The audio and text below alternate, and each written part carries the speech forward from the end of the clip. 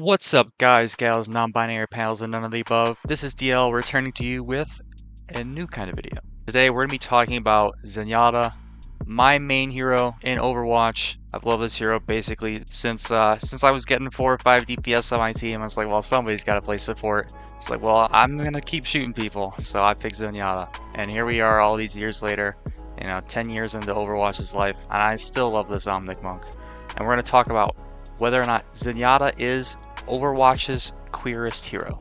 And I know there's lots of canonically different letters in the Alphabet Mafia in Overwatch's hero roster, but Zenyatta is a character we've had pretty limited lore regarding, but last season, Season 3, there's a very interesting voice line interaction that we got in the spawn room between Zenyatta and Genji that really got my gears turning. I mean, I had some ideas related to Zenyatta before, but I think this really cracked the whole case open. Genji, I bring good news. I have plans with someone special this Valentine's Day. Oh. Who? His name is Zenyatta. Master. So we're going to be doing a bit of a deep dive into this interaction between Zenyatta and Genji, using our contextual analysis to sort of pick apart what we can learn about Zenyatta based off of what's being said here. And so I've got the exact text of the interaction here on the left part of your screen here. And here we've got a gorgeous picture of Zenyatta on the racehorse Zenyatta. So a little bit of lore for you here. Zenyatta is actually a Hall of Fame racehorse, and she was apparently named after an album titled Zenyatta Mandata. If you know, Mandata's Zen's deceased brother, that Widowmaker, capped in King's Row. Now, if you're anything like me, the alarm bells are going off there. My first thought was, is Zenyatta aromantic? Someone who experiences little to no romantic attraction, someone disinterested in romantic relationships? Because Valentine's Day is primarily marketed as a romantic holiday, and Zen is sort of usurping the concept of Valentine's Day by saying that, his Valentine's Day is himself. So perhaps by jesting with Genji that his date for Valentine's Day is himself, it's his way of poking fun of the allonormative structures that we operate within. Then of course the next question I found myself asking was, is Zenyatta ace?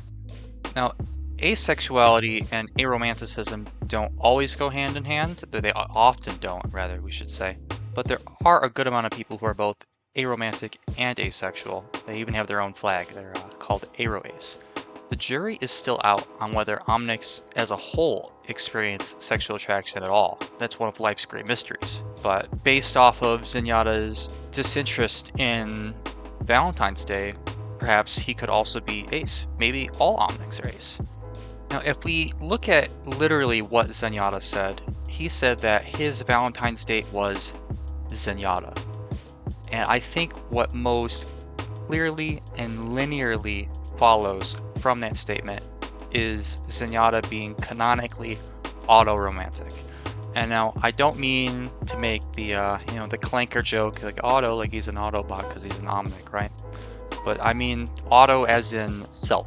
And now some of you may say, oh, this is just an expression of self-love. But maybe this is Zenyatta expressing the only form of romantic attraction that he experiences, which is to himself. So moving on from our analysis of Zenyatta's Valentine's Day interaction with Genji, I want to take a look at how this character is queer-coded in general, and how Zenyatta is queer representation within Overwatch.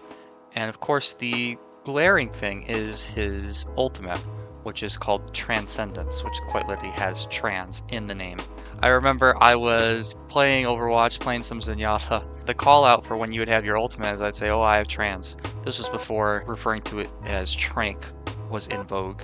And I remember my roommate commenting about it to one of their friends one day. It's like, oh yeah, they would call out like, oh, I have trans. And I'd be like, yes, you do.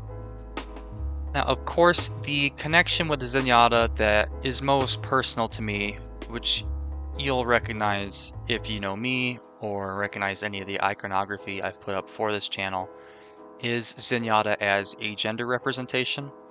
Now, in Overwatch 1, Zenyatta had a voice line that he would say out of Spawn, which was, of course, True self is without form.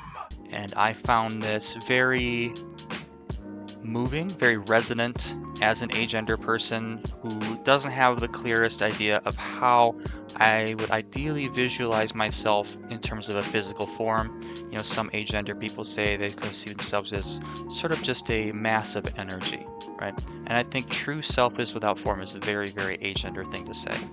And some people may say, oh, but Zenyatta uses he, him pronouns. Agender is a gender identity that exists outside of the realm of gender, and pronouns are not inherently gender. You can use any pronouns you want. So I think it's perfectly reasonable for Zenyatta to be both agender and a user of he, him pronouns. And I will say that non-binary people do often connect with robot characters, because some people, they're trans, like a trans woman, for example, they may find themselves connecting more with women characters, and that's how they recognize, you know, that's a sign that they were trans this whole time, is they always wanted to play the woman character. And, you know, trans masculine people, trans men might feel the same way about men. I've noticed a lot of non-binary people will end up picking the robots.